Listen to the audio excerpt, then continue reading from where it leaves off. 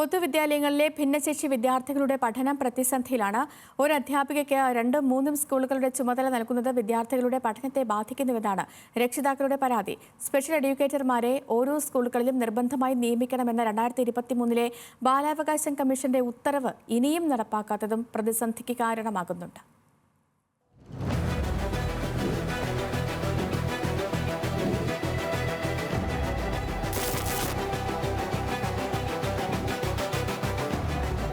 എല്ലാ കുട്ടികൾക്കും വിദ്യാഭ്യാസത്തിന് അവകാശമുണ്ടെന്നിരിക്കെയാണ് ഭിന്നശേഷി വിദ്യാർത്ഥികൾക്ക് വിദ്യാഭ്യാസം തടസ്സങ്ങളില്ലാതെ ലഭിക്കാത്ത അവസ്ഥ നിലനിൽക്കുന്നത്.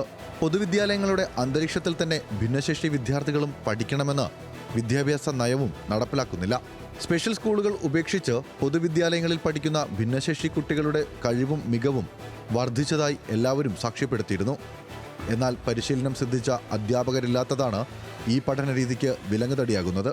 നമ്മൾ ഈ പൊതുവിദ്യാലയത്തിൽ വിടുന്നത് കുട്ടികൾക്ക് നല്ല മാറ്റമുണ്ടെന്ന് ഇതിൻ്റെ മുന്നേ ഉള്ള രക്ഷിതാക്കളൊക്കെ പറഞ്ഞതിൻ്റെ പേരിൽ, പിന്നെ ഡോക്ടേഴ്സ് നമ്മളോട് സജസ്റ്റ് ചെയ്യുന്നത് ഇതുപോലത്തെ സ്കൂളിൽ, നോർമലായിട്ടുള്ള സ്കൂളിൽ വിടണം എന്നാണ്. അപ്പോൾ അതിൻ്റെ പേരിലാണ് നമ്മൾ മുകളിൽ വിട്ടത്. പക്ഷേ അവിടുത്തെ ഇപ്പോഴത്തെ ഒരു പ്രശ്നം എന്ന് വെച്ചാൽ കുട്ടികൾക്ക് വേണ്ട ഒരു സ്പെഷ്യൽ എഡ്യൂക്കേറ്റർ സ്ഥിരമായിട്ട് അവിടെ ഇല്ല. അത് വലിയൊരു പ്രശ്നം തന്നെയാണ്. നമ്മളിപ്പോൾ ഫേസ് ചെയ്യുന്ന എല്ലാ പാരൻസും ഫേസ് ചെയ്യുന്ന ഒരു വലിയ പ്രശ്നം. നമ്മളത് കുറേ മുന്നേയും ടീച്ചേഴ്സിനോടാണ് നമ്മൾ പറഞ്ഞിരുന്നത്, ഒരു സ്ഥിരമായിട്ടൊരു അപ്പോയിൻമെൻറ്റ് വരാൻ വല്ല നിവൃത്തിയുണ്ടോ എന്നൊക്കെ. അപ്പോൾ അതാണിപ്പോൾ നമ്മൾ മെയിനായിട്ട് ഫേസ് ചെയ്യുന്നത്. നമ്മളൊക്കെ ആഗ്രഹിക്കുന്ന ഒരു കുട്ടിക്ക് ഒരു ടീച്ചർ എന്നുള്ള നിലയ്ക്കാണ്. പക്ഷെ അത്രയൊന്നും എത്തിയില്ലെങ്കിലും സ്ഥിരമായിട്ടൊരു ടീച്ചർ അവിടെ കിട്ടുകയാണെങ്കിൽ കുട്ടികൾക്ക് നല്ല മാറ്റം ഉണ്ടാവും. ഇതുപോലെ ഈ കേൾവിക്കുറവുള്ള കുട്ടികൾക്കൊക്കെ എയ്ഡൊക്കെ കിട്ടാതെയാകുമ്പോൾ അവർക്ക് എന്തായാലും പ്രശ്നങ്ങൾ ഉണ്ടാവും. അത് പഠിത്തത്തിനെയും നല്ലോണം ബാധിക്കുമല്ലോ. ഇങ്ങനത്തെ ഒരു കുട്ടിയാണല്ലോ, അതങ്ങനെ വളർന്നു പോയിക്കോളും എന്നുള്ള ഒരു മെൻറ്റാലിറ്റിയിൽ നിന്ന് മാറി ചിന്തിക്കേണ്ട സമയമൊക്കെ കഴിഞ്ഞു. അപ്പോൾ ഒരുപാട് വ്യത്യാസം വന്നിട്ടുണ്ട്. എന്നാലും കൂടെ നമ്മൾ പ്രതീക്ഷിക്കുന്ന ആ ഒരു ഇതിലേക്ക് എത്തിയിട്ടില്ല.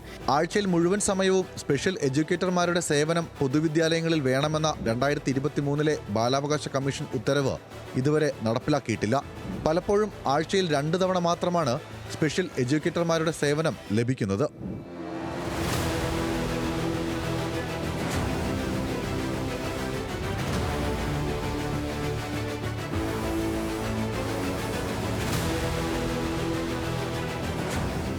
ബാലാവകാശ കമ്മീഷൻ കേരളത്തിലെ 14 ജില്ലകളിലും വിവിധ നിയമങ്ങളുടെ സ്റ്റേക്ക് ഹോൾഡേഴ്സിനെ, കുട്ടികളുമായി ബന്ധപ്പെട്ട വിവിധ നിയമങ്ങളുടെ സ്റ്റേക്ക് ഹോൾഡേഴ്സിന്റെ മീറ്റിംഗ് നടത്തിക്കൊണ്ടിരിക്കുകയാണ്.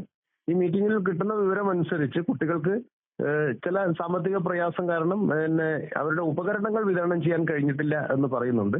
എന്നാൽ അവർക്ക് ആവശ്യമായ തെറാപ്പികളൊക്കെ കൃത്യമായിട്ട് ചെയ്യുന്നുണ്ട് എന്ന് തന്നെയാണ് വിവിധ മീറ്റിങ്ങുകളിൽ റിപ്പോർട്ട് ചെയ്യപ്പെട്ടിട്ടുണ്ട്. ഈ തരത്തിലുള്ള ഏതെങ്കിലും ഉപകരണ വിതരണത്തിൽ ഡിലേയോ അല്ലെങ്കിൽ അങ്ങനെ എന്തെങ്കിലും കുട്ടികൾക്ക് അതിൽ വലിയ പ്രയാസങ്ങളോ അനുഭവിക്കുന്നുണ്ടെങ്കിൽ ഈ വിഷയം വളരെ ഗൗരവമായിട്ട് തന്നെ കമ്മീഷൻ പരിഗണിക്കും. അതിന്റെ ഭാഗമായിട്ടുള്ള ഇത് ഇനിയിപ്പോൾ ഈ മീറ്റിങ്ങുകൾ കഴിഞ്ഞ ഉടൻ തന്നെ സംസ്ഥാന തലത്തിലുള്ള സ്റ്റേക്ക് ഹോൾഡേഴ്സ് മീറ്റിംഗ് വിളിക്കുന്നുണ്ട്. അവിടെ ഈ വിഷയങ്ങൾ പരിശോധിക്കാൻ നിർദ്ദേശം നൽകും. സ്കൂളുകളിലെ പഠനാന്തരീക്ഷം പരമാവധി ഭിന്നശേഷി സൗഹൃദമാക്കുക എന്ന ലക്ഷ്യവും ഇതോടെ അട്ടിമറിക്കപ്പെടുകയാണ്. സ്കൂളുകളിൽ സഹചാരി പദ്ധതി നടപ്പിലാക്കി NCC, NSS വോളണ്ടിയർമാരുടെ സഹകരണത്തോടെ സ്കൂളുകൾ കൂടുതൽ ഭിന്നശേഷി സൗഹൃദമാക്കുക എന്ന ലക്ഷ്യവും ഇതോടെ നടപ്പാക്കാതെ പോവുകയാണ്. ന്യൂസ് മലയാളം, കോഴിക്കോട്.